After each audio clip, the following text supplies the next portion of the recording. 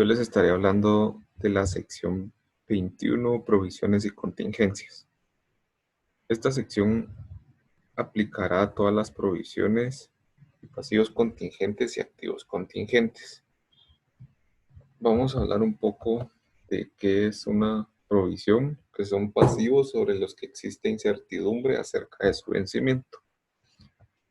Los pasivos contingentes son obligaciones surgidas de sucesos pasados que no cumplen en la definición de pasivo. Y un activo contingente son activos posibles por sucesos pasados y dependiendo de acontecimientos futuros. Tal y como les mencionaba que esta sección aplica a todas las provisiones. Sin embargo, esta exceptúa las provisiones tratadas en otras secciones de esta norma, tales como arrendamientos, contratos de construcción, obligaciones por beneficios a los empleados, impuestos a la ganancia. El reconocimiento inicial nos dice que una entidad solo reconocerá una provisión cuando la entidad tenga una obligación en la fecha sobre la que se informa como resultado de un suceso pasado, que sea probable, es decir, que exista mayor probabilidad de que ocurra. De lo contrario, o la entidad tenga que desprenderse de recursos que comporten beneficios económicos para liquidar la obligación. Y se estima de forma fiable, ¿verdad?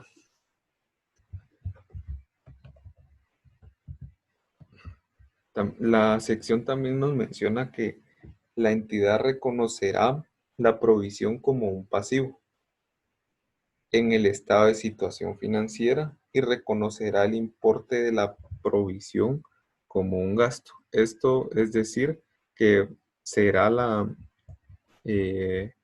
contrapartida que se utilice para reconocer tanto el pasivo como el gasto.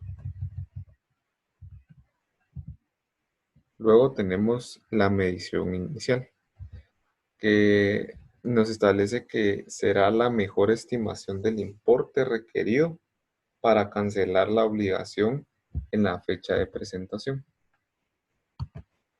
El importe reconocido para el activo no debe exceder al importe de la provisión.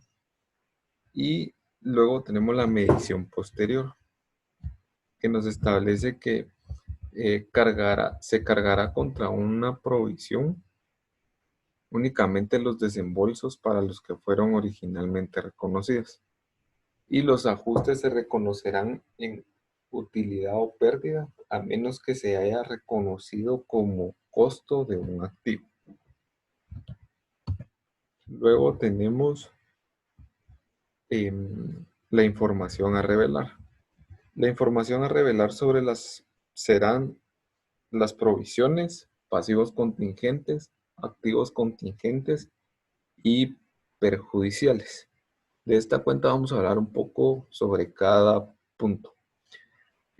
Para las provisiones, para cada tipo de provisión, una entidad revelará una conciliación que muestre el importe en libros al principio y al final del periodo, las adiciones realizadas durante el periodo, incluyendo los ajustes procedentes de los cambios en la medición del importe descontado y los importes cargados contra la provisión durante el periodo.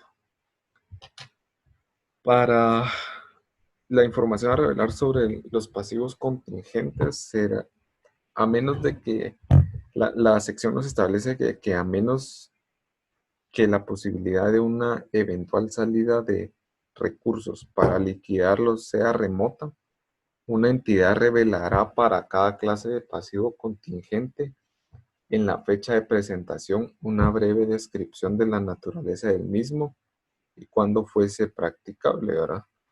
Una estimación de sus efectos financieros y la posibilidad de cualquier reembolso. Es importante mencionar que si es impracticable, revelará una o más de esta información y este hecho debe señalarse.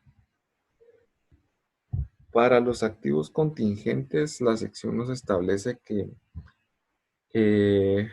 una entidad revelará una descripción de la naturaleza de los activos contingentes al final del periodo sobre el que se informa. Y por último tenemos la información a revelar perjudicial. En este caso, extremadamente son excepcionales y puede esperarse que la revelación de la información pueda que perjudique seriamente la posición de la entidad. Gracias. Sección 32. Esta sección define los hechos ocurridos después del periodo sobre el que se informa y establece los principios para el reconocimiento, medición y la información a revelar sobre esos hechos. Los hechos ocurridos después del periodo sobre el que se informa son todos aquellos hechos favorables y desfavorables que se han producido entre el final del periodo sobre el que se informa y la fecha de autorización de los estados financieros para su publicación. Existen dos tipos de hechos: los que proporcionan evidencia de la condición que existía al final del periodo sobre el que se informa, los cuales son hechos que implican ajuste, y los que indican condiciones que surgieron después del periodo sobre el que se informa, que son hechos que no implican ajuste. Los hechos ocurridos después del periodo sobre el que se informa incluirán todos los hechos hasta la fecha en que los estados financieros queden autorizados para su publicación, incluso si esos hechos tienen lugar después del anuncio público de los resultados o de otra información financiera específica. En el reconocimiento y medición de los hechos ocurridos después del periodo sobre el que se informa, para los hechos que implican ajuste, una entidad ajustará los importes reconocidos en sus estados financieros, incluyendo la información a revelar relacionada para los hechos que impliquen ajuste y hayan ocurrido después del periodo sobre el que se informa.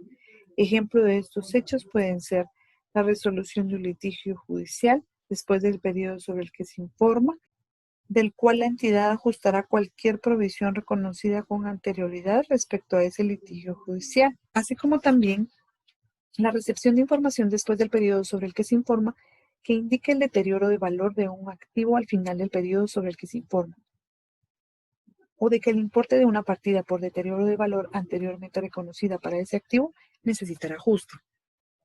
Para los hechos que no implican ajuste, una entidad ajustará los importes reconocidos en sus estados financieros para reflejar hechos ocurridos después del periodo sobre el que se informa si estos no implican ajuste. Ejemplo de esto es la reducción de valor en el mercado de las inversiones ocurrida entre el final del periodo sobre el que se informa y la fecha de autorización de los estados financieros para su publicación.